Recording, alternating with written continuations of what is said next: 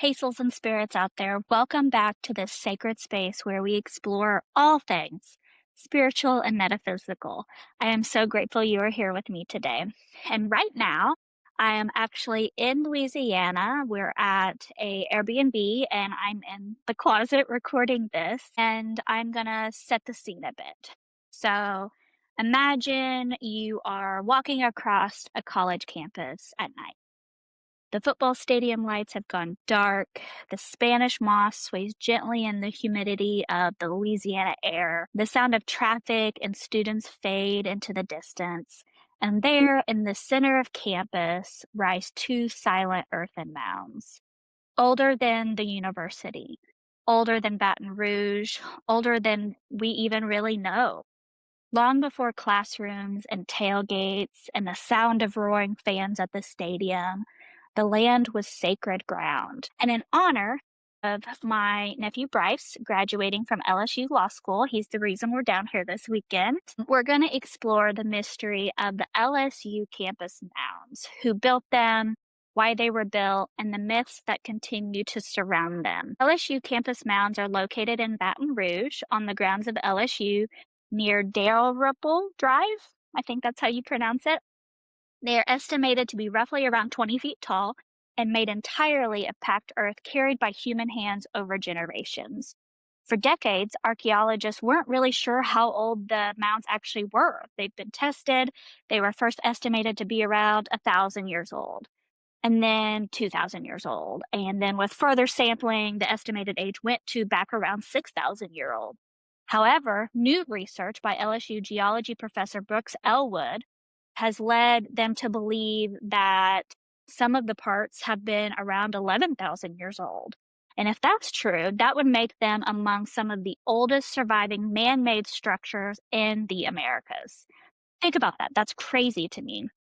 When the first layers of these mounds were being built, agriculture barely existed. Mammoths, I feel like, have just recently disappeared that far back, and the Mississippi River Valley looked radically different than it does today. These weren't massive civilizations with kings and armies. The builders of these mounds were hunter-gatherers, and for many years, historians underestimated the hunter-gatherer societies, imagining them as constantly just wandering around without structure or really understanding or ceremonial life.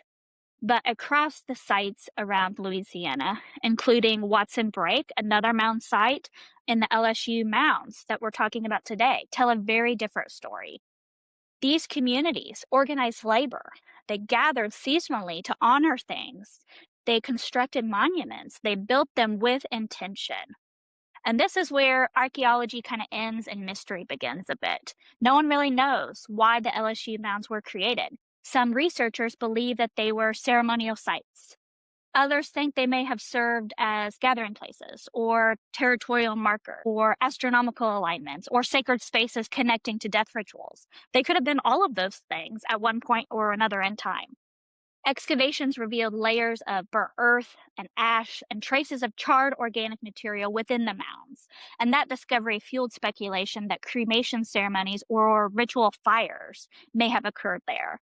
One study even proposed burned human remains could have been present within the structures, although this still remains kind of debated among archaeologists. And I feel like that debate matters because many indigenous traditions across North America regarded mounds not simply as agriculture, but as sacred places, living spiritual landscapes connecting to ancestors and their creation stories. Archaeologist Tristan Kidder described native traditions that viewed earthen mounds as places of origin, not tombs, not monuments, but places where worlds connected, places where the earth itself becomes ceremonial. Before LSU was a university, the land belonged to indigenous people for thousands of years. The bluff overlooking the Mississippi River would have been an ideal location, high enough to, avoid the flooding, visible from the river, overall strategically important. Ancient travelers moved along the river would have likely recognized the mounds from a distance.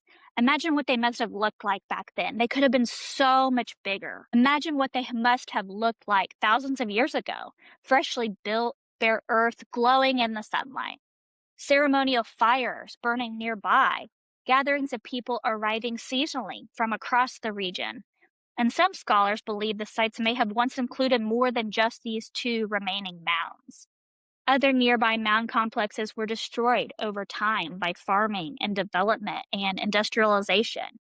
The LSU Mounds survived almost by accident, and because they survived, they became woven into the identity of the university itself. Now we're going to get into the realm of folklore a bit.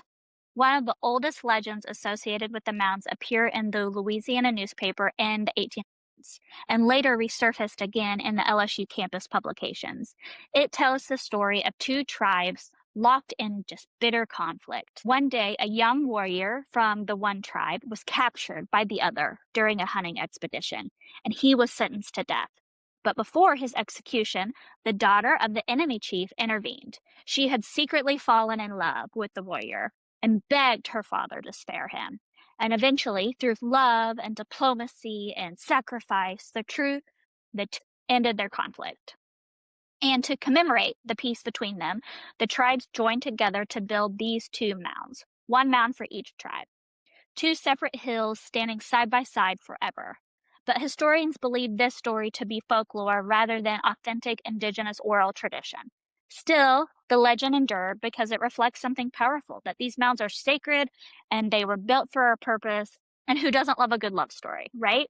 Especially one that doesn't end in a tragedy. But even people who know nothing about archaeology often describe an unusual emotional atmosphere around these mounds, as though the land remembers something that we no longer fully understand as people who did not build them. Like many ancient sites, the LSU mounds developed ghost stories and supernatural legend over time. Students have long claimed to feel strange feelings near the mounds after dark. Some say electronics malfunction. Others described this oppressive silence when you got near them. Some insisted that they just felt watched. Over generations, rumors spread that the mounds were cursed. One persistent campus myth claimed that disturbing these mounds brings misfortune on someone, and from reading old stories, that's one I wouldn't ignore. Other legends warned students to never climb on them at night. These stories intensified after several tragic accidents associated with reckless behavior on the mounds kind of just increased over the decades. And at various times, students slid down them on cardboard or rode bikes over them or even used them for tailgating, which is nuts. But preservationists and native indigenous people increasingly advocated for respect and protection, as they should. These are sacred sites. We should save them. We should protect them. Not merely because the mounds are old and historical, but because sacred places deserve reverence. Today, LSU actively works to preserve the sites and restricts damage to the structure as much as possible. And I know that many times I visited them, there have always been a chain link fence now kind of blocking the area for public access. But to understand the spiritual mystery of the LSU mounds, we need to step back and look at mound building from cultures globally. Throughout human history, sacred earthworks appear kind of again and again. Burial mounds in Europe, pyramids in Mesoamerica, temples forming in Mesopotamia, earthen ceremonial complexes across North America. Why? Because shaping the earth is deeply symbolic. Mound, a structure, a mound of earth, transforms ordinary land into a sacred kind of geography. It creates elevation, it creates visibility, it creates a connection point between heaven and earth. Many indigenous traditions understood landscape as spiritually.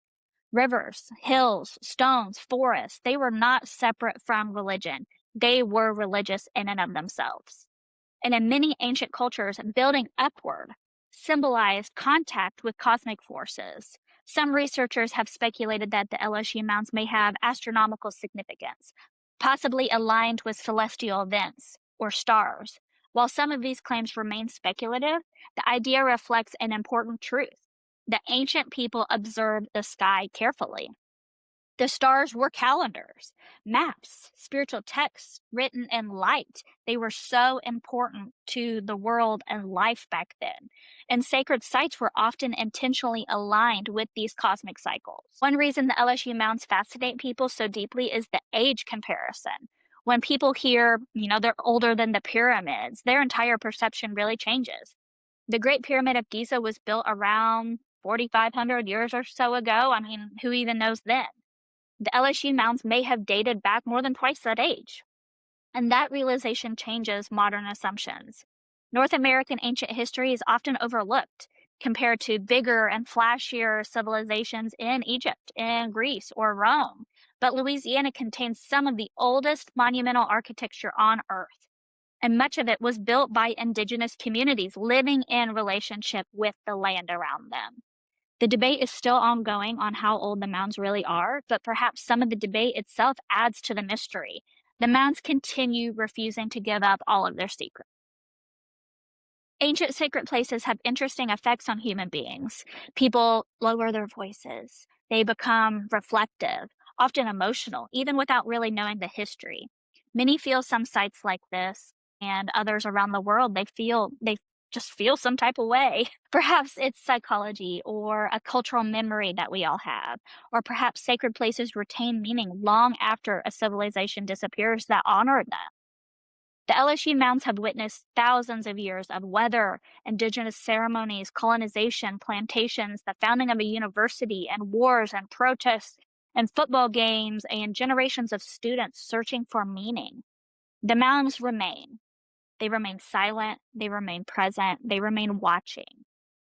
And there's something profoundly humbling about the LSU campus mounds when you're standing in front of them. They remind us that human history in North America is far older and far richer than many people realize. They remind us that ancient people who lived here before us were sophisticated. They were very spiritual and deeply connected to the landscape, and they honored it.